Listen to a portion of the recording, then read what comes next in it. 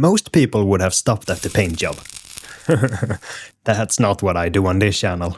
Welcome back to Ghosthatarts. This is Vampirella, comic book character from 1969, originally from a planet where blood flows in rivers instead of waters. What a paradise for vampires. This is the plan. I'm painting her with dead skin tone like vampires usually have, even though Vampirella actually does have a normal skin tone in the comics. Yeah, I'm that crazy. The blood sculpted on the figure gets treated separately. Deep shadows in the recesses and a nice red all over before the epoxy goes in. My plan is to cover everything blood related with that epoxy to make it shine and look wet. Underneath all of that, LEDs, double pulse, 50 beats per minute, a heartbeat. And the on button is a 3D printed garlic clove with a magnet inside. Hold it against the base and she wakes up. And the heartbeats only start when it's dark, because she's a vampire, obviously. Let's build it. Printed in resin, currently in white primer, which is the least flattering she's ever going to look. She looks like she got lost in a snowstorm. Before any paint goes on, I need to drill some holes in the base. And I know what you're thinking. Didn't you say you're going to pour resin there? Correct. But I do need some space for the electronics. I'm going to prepare the skull and draw wire where I want the LED to be later, since I need to glue this in place to be able to seal it. If you're a regular watcher, you probably know how that will go. I'm not saying I make mistakes, I'm making happy accidents.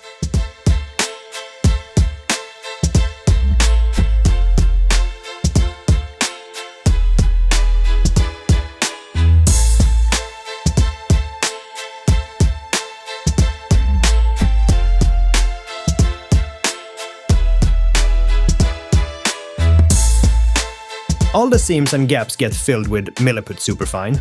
If you've seen my previous video where I tested different fillers against each other, this is the one that won. Link in the description if you want to know why. With the base prepped, it's time for the fun! Base skin tone first. Very light, almost white. She's a vampire after all. She hasn't seen sunlight in a long time. I'm using Vallejo light skin mixed with white.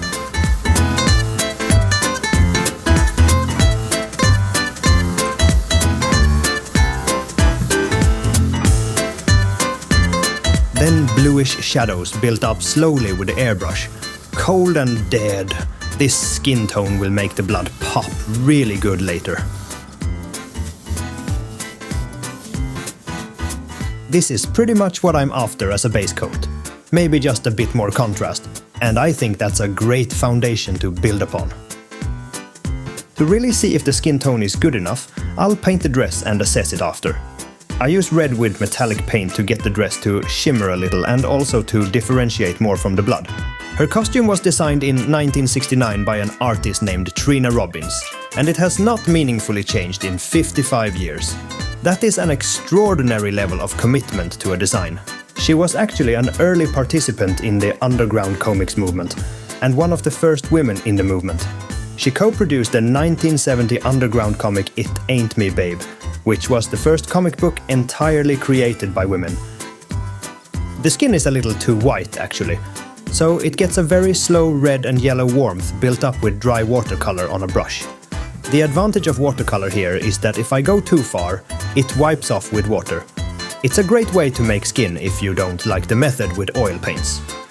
If you want to see how I make skin tones with oil, that video is also linked in the description. The base interior gets painted red, with a darker speed paint pushed into the recesses. When the epoxy goes in, the darkest tones will be at the bottom. Depth before the pour even starts, and the exterior gets a grey stone tone. She's standing in something old and cold.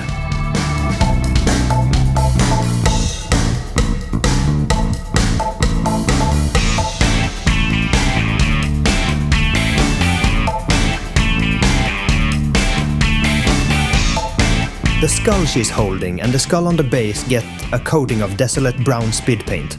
All the blood sculpting on the figure gets a dark red base. This is the foundation the epoxy is going to sit on top of later.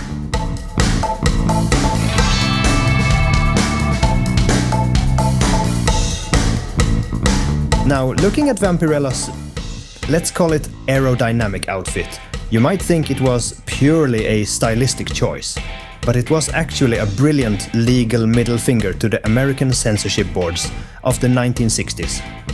Back then, the Comics Code Authority ruled the industry with an iron fist.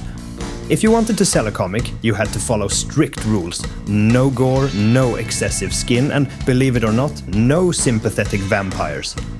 On paper, Vampirella was dead on arrival, but publisher James Warren found a huge loophole. He realized the law only applied to comic books. So, he printed Vampirella in a slightly larger format, used better paper, and technically classified it as a magazine, putting her in the same legal category as Rolling Stone or Playboy. By simply increasing the paper size by a few centimeters, Vampirella was transformed from dangerous children's literature into adult entertainment. Yeah, boy. This gave legendary artists like Frank Frazetta and Jose Gonzalez the total freedom to be as dark, bloody and mature as they wanted. I'm painting the hair black with blue highlights, not much more to say about that.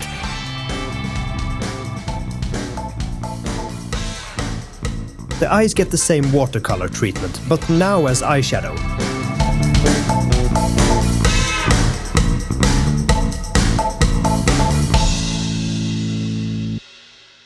Now the base. This is where things start to be a little more complicated.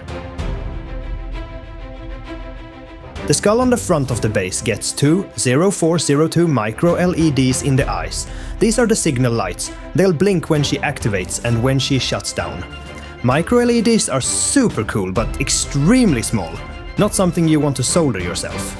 You can buy them pretty cheap from China or any assorted railroad hobby shop, as they usually tend to be used as streetlights. They go in now before everything gets sealed up. This is where my genius plan of threading the wire beforehand comes in, so I could tape the wires together and just pull it. Or so I thought.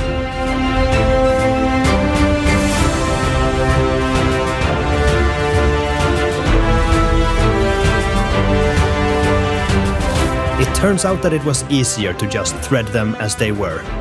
Oh well, it was a good but unnecessary thought.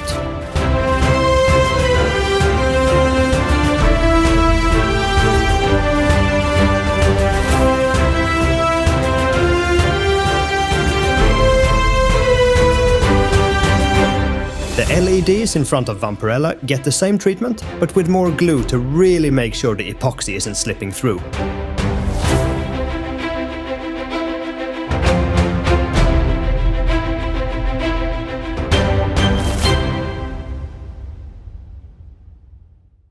When everything is dry, it's finally time. Oh, I hope everything is tight enough not to let the epoxy slip through. One of the coolest things about Vampirella is that she's a true survivor of the indie scene. She's never been owned by Marvel or DC. While the big two were busy making capes for kids, Vampirella was carving out a space for adult horror under independent publishers like Warren, Harris, and now Dynamite. I mixed the epoxy with red ink, but this specific ink is a little too pink for my liking. So I add quite a lot of orange too, and a tiny drip of blue to darken everything.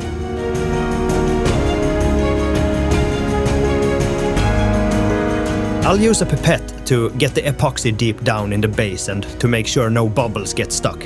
I thought about layering the epoxy in 3 layers, darker red the lower it got. But that would take me more than 3 weeks before everything had hardened. So I stuck with 1 layer. I think that's good enough.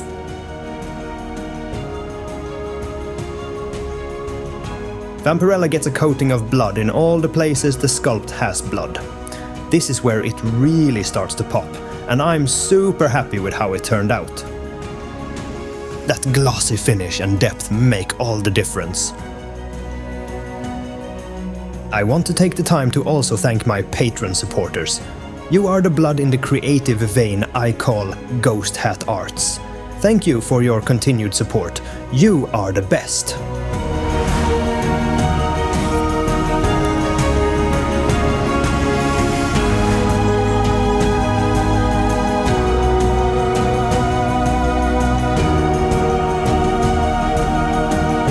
Since the model looks like she's drinking blood, I wanted to add that to the skull too and make it flow down her arm.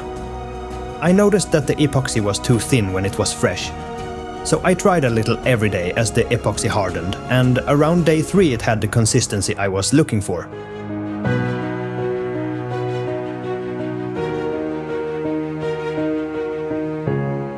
This is the part I thought would take an evening. Haha, I'm being naive again. After about a week of hardening, it's time for some electronics. I have my PCB, the Alchemist from PCBWay that I designed. Do you know that PCBWay also does 3D printing in so many different materials? So if you don't have a printer at home or a buddy with one, I can really recommend their services. They always deliver with very high quality. And my PCBs will be there soon for sale too, as soon as I get them perfect. So if you want to mimic my builds or don't know how to design a PCB, stay tuned for that. Oh, and also, if you're as bad at soldering as I am, they do offer assembly too. Head over to the site and see if they can make your crazy dreams come alive. Link is in the description. Here's the logic. A garlic clove has a magnet inside. Hold it against the base for half a second, and the microcontroller picks it up through a magnetic switch, and the skull eyes blink once. She's awake. A half second bounce is intentional. Without it, walking past the shelf too fast would trigger her, and I don't need that kind of chaos in my life. The photoresistor reads the room. Bright, nothing happens. Dark, she comes alive with that double pulse. 50 beats per minute. To shut her down, garlic again, half a second, skull eyes blink and then go out, and everything goes quiet. Why 50 beats per minute? Normal resting heart rate is around 60. 50 is just slow enough to feel relaxing and slightly wrong. Here's how to build it. I'm starting by drilling a hole for the photoresistor. Not quite big enough. There we go. A few wires are soldered to the legs and a bit of shrink tube, and this component is ready to be glued in place. On the other side of the base, I'm using this magnet switch or reed switch. It's basically a little glass tube with very thin metal inside of it. And when a magnet gets close, these small metallic pieces attract each other and close the circuit. These are very easy to break. I've tried multiple times, so I want to try it before I glue it in place. If the multimeter beeps, that means that the circuit is complete, and it works.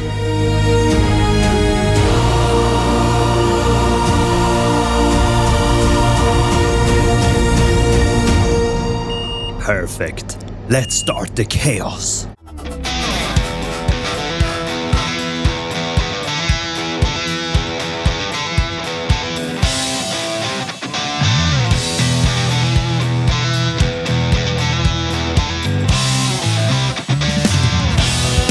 As you can see, the soldering did not go as planned.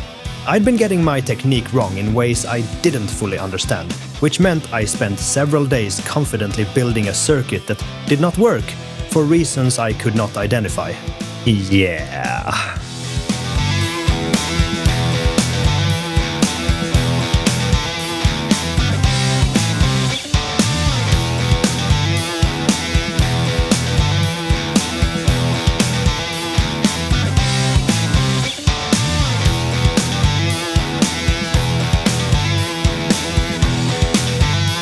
If you're somewhat used to soldering, you might see what the problem is. Tell me in the comment if you see it.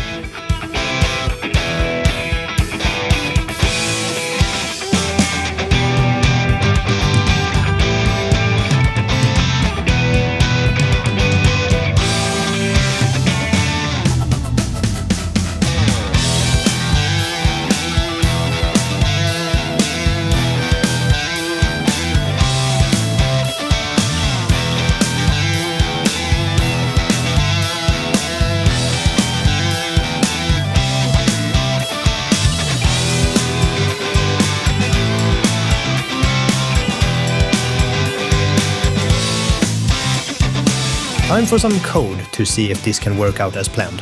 The code and the schematics will be in my Discord if you're interested in that.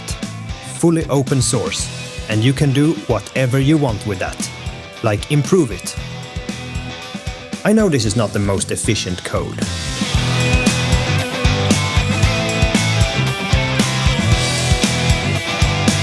Of course it worked. Or not. Not because of the code, but because of my hack. You see what I did there? Yep, that was the problem. A new soldering station, and I did not tin the tip. That is apparently super important. You learn something new every day.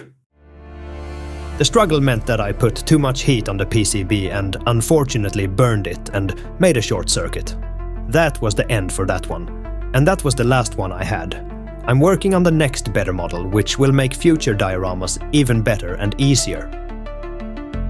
So I salvaged whatever I could and started to solder every component like a rat's nest. I thought I was over this stage, but apparently not. This may be a little clearer about what I try to accomplish. The power comes from the battery and is let through with the magnet switch. The microcontroller activates one MOSFET and the skull in front blinks once. Now it waits for a signal from the photoresistor to start the pulse with the other MOSFET. If the microcontroller does not receive a connection through the photoresistor, then the whole thing goes dark again. And when the magnet switch is activated again, the microcontroller knows that it's time to turn off everything. Did I succeed the first time? No, of course not. But I realized that this problem was just a me miss since I can't follow my own schematic. So it was an easy fix for once. With a bit of rearranging, let's see if this works now. Nothing happens, which is good, since it should be activated by the magnet. A blink! Yes! Success! Now it's just a matter of gluing everything to the inside without short-circuiting anything.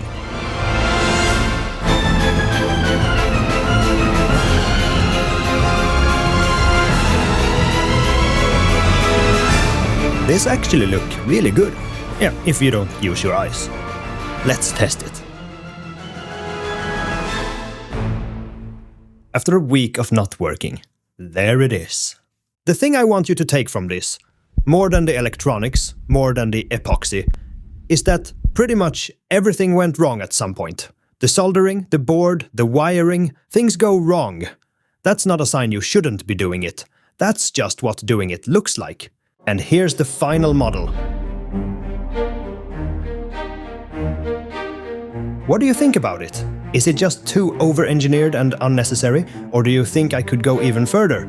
Let me know in the comments. The Milliput video is linked if you want to know which filler actually works. Come join the Discord if you want to talk about anything related to this hobby, or if you have ideas for my next build. We are small but friendly. Or if you want the code and schematics. The link is also down there. And as always, stay creative.